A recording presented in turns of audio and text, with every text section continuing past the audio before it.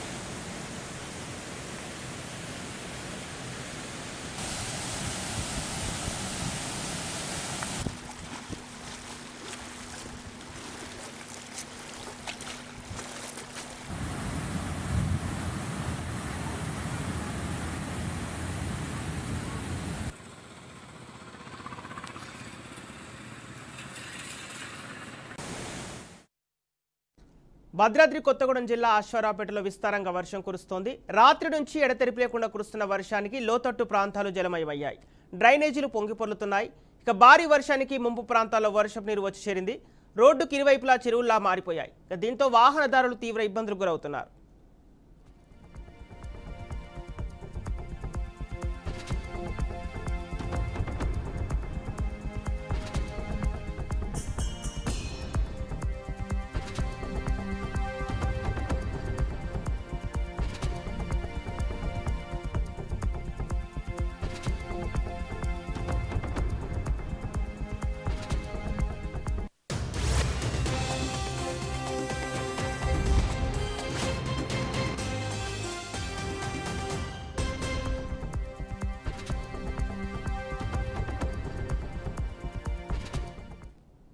దీనికి సంబంధించిన పూర్తి డీటెయిల్స్ మా ఖమ్మం ప్రతినిధి శ్రీధర్ అందిస్తారు.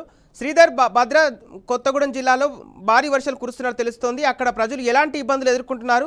అధికారులు ఎందుకు పట్టించుకోవడం లేదు? ప్రస్తుతం అక్కడ ఎలాంటి పరిస్థితులు నెలకొన్నాయి? ఈ భారీ వర్షాలపై స్థానిక ప్రజలు ఏమంటున్నారు?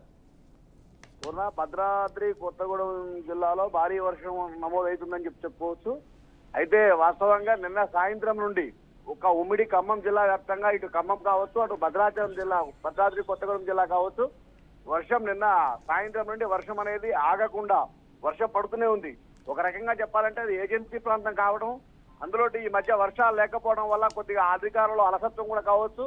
వెరిసి ఈ యొక్క వర్షం ప్రవాహం ఎక్కువయ్యేసరికి అంటే తెల్లవారులు ఉదయం పూట అయితే దానికి సంబంధించి ప్రత్యామ్నాయం చేసేవాళ్ళు, సాయంత్రం పూట అయ్యేసరికి ఒకేసారి విపరీతమైన వర్షపాతం అంటే సరాసరిగా 24.8 సెంటీగ్రేడ్ల 2 మిల్లీమీటర్ల వర్షపాతం నమోదైందని చెప్పుకోవచ్చు.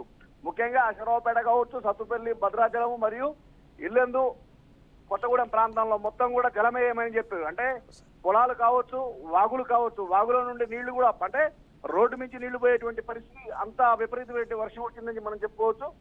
ఏదేమైనా కానీ ఆ రాత్రిపూట కావడం వల్ల కొద్దిగా సహాయ చర్యలు కానీ స్పందించడానికి తక్కువ అవకాశం ఏర్పడింది. అయితే ఇది వర్షాకాలమే, వర్షాకాలంలో జరిగేటువంటి ఏ టైంలో వర్షం వస్తుందో తెలియదు కాబట్టి అధికారులు ముందుగానే అప్రమత్తంగా ఉండాలి. కాకుంటే కొద్ది అధికారులు కూడా కొంచెం వేగంగా స్పందించాల్సిన పరిస్థితి ఏర్పడింది.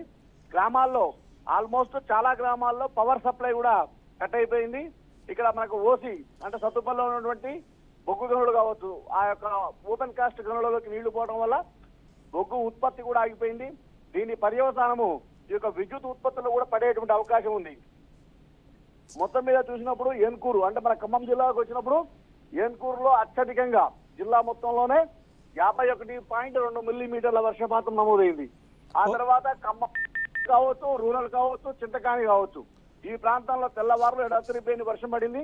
ఈ యొక్క వర్ష ప్రభావం అంటే ఒక అందుకు చూస్తే రైతుల్లో ఆనందం వస్తుంది. ఎందుకంటే ఇప్పటిదాకా వర్షాభావ ప్రాంతం వచ్చేసి చాలా ఇబ్బందికరమైన పరిస్థితులు రైతులు ఎదుర్కొన్నారు.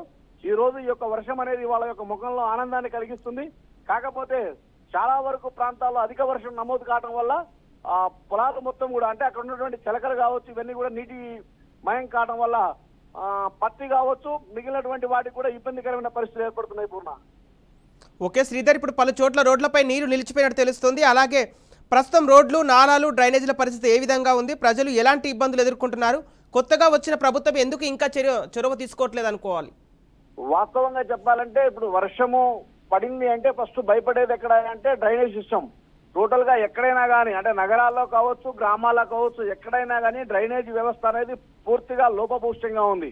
ముఖ్యంగా మనం చూసినట్టు కార్పొరేషన్, ఖమ్మం కార్పొరేషన్ పరిధి కావచ్చు, కొత్తగూడెం నగరపాలకం కావచ్చు, సత్తుపల్లి మున్సిపాలిటీ కావచ్చు, ఎక్కడైనా కానీ అంటే ఒక నిస్సత్తువ ఈ అధికారంలో ఎటువంటి యొక్క చలనం లేదని కూడా చెప్పుకోవచ్చు. కొత్త ప్రభుత్వం కూడా ఎంతసేపటికి వాళ్ళ రాజకీయాలు వీళ్ళు చూసుకోవడమే తప్ప ఉన్న వాటిని గురించి బదిలీలు ఇవి ఆలోచిస్తున్నారు తప్ప ప్రజలకు ఎటువంటి సౌకర్యాలు కల్పించాలనే విషయంలో కొద్దిగా వెనకడుగు వేసినట్టే తెలుస్తుంది. అంటే ఈ యొక్క డ్రైనేజ్ వాటర్ మొత్తం కూడా రావడం ఆల్రెడీ ఇప్పటికే మనకు ఖమ్మం జిల్లా వ్యాప్తంగా మలేరియా కావచ్చు, డెంగ్యూ జ్వరం అనేది విజృంభిస్తుందని చెప్పుకోవచ్చు. ప్రతి ప్రభుత్వ ఆసుపత్రుల్లో కూడా ప్రజలు క్యూ కడుతున్నారు ఈ యొక్క జ్వరాల బాధతోటి. మరి ఇటువంటి పరిస్థితుల్లో ఈ యొక్క డ్రైనేజ్ పొంగడం వల్ల ఈ వర్షాల వల్ల ఇంకా ఎంత అనర్థం వస్తుందో అనే ఆందోళనలో ప్రజలైతే ఉన్నారు. అయితే కొద్ది గొప్ప రహదారులు కూడా అంటే గతంలో వేసినటువంటి రహదారులు చిన్న చిన్న రహదారులు ఉన్నాయి, ఇవన్నీ కూడా జలమయం కావడం వల్ల రాకపోకలకు కూడా ఇబ్బంది ఉంది. ఇప్పుడు ఈ యొక్క మొత్తం మురికి నీరు మొత్తం కూడా రోడ్డు మీదకి చేరడం వల్ల, ఇళ్లలోకి చేరడం వల్ల ఆరోగ్యపరమైన సమస్యలు వచ్చేటువంటి అవకాశాలు ఉన్నాయని చెప్పి ఈ యొక్క ప్రాంత ప్రజలు భయపడుతున్నారు. ఓకే శ్రీధర్, ఇప్పుడు ఈ భారీ వర్షాలపై ప్రజలకు అధికారులు ఎలాంటి జాగ్రత్తలు, హెచ్చరికలు జారీ చేశారు? అలాగే అంటే ముంపు గ్రామాలకు ఎలాంటి ప్రత్యామ్నాయ ఏర్పాట్లు చేశారు? ప్రస్తుతానికైతే వాస్తవంగా అధికారులు కూడా నిన్నటి వరకు కూడా ఏం ఆలోచన చేయలేదు. అంటే వాళ్ళు ఎటువంటి హెచ్చరికలు కూడా చేయలేదు. నిన్న సాయంత్రం వర్షం మొదలైన తర్వాత ఒక్కసారి వాళ్ళలో కూడా చలనం మొదలైంది. ఈ యొక్క ముంపు ప్రాంతాలు కావచ్చు, ఈ యొక్క ప్రాంతాలందరికీ ప్రజలకు కూడా ముందే హెచ్చరిక చేశారు. ఎందుకంటే రాత్రి మొత్తం కూడా వర్షం పడుతుంది కాబట్టి ఏదైనా జరగవచ్చు అనే ఉద్దేశంతో లోతట్టు ప్రాంతాల్లో ఉన్నటువంటి ప్రజలు అలర్ట్ గా ఉండాలి. మీ యొక్క సామాన్లు కూడా చదువుకోండి, కావాలంటే అవసరమైతే ఎత్తైన ప్రదేశానికి వెళ్ళాలని చెప్పారు. చుట్టుపక్కల చెరువు కట్టలు ఎక్కడైతే వీక్ గా ఉన్నాయో అంటే ఆ ప్రాంతంలో ఉన్నటువంటి అధికారులను అప్రమత్తం చేశారు. ఆ చెరువు కట్టలు కావచ్చు, ఈ యొక్క కల్వర్ట్ల దగ్గర ఉన్నటువంటి ప్రాంతాల్లో కూడా స్పెషల్ గా ఉన్నటువంటి అధికారులను నియమించి ఎటువంటి ఇబ్బందికరమైనటువంటి చర్యలు జరగకుండా చూడాలని చెప్పారు. Purna okay right, thank you Sridhar.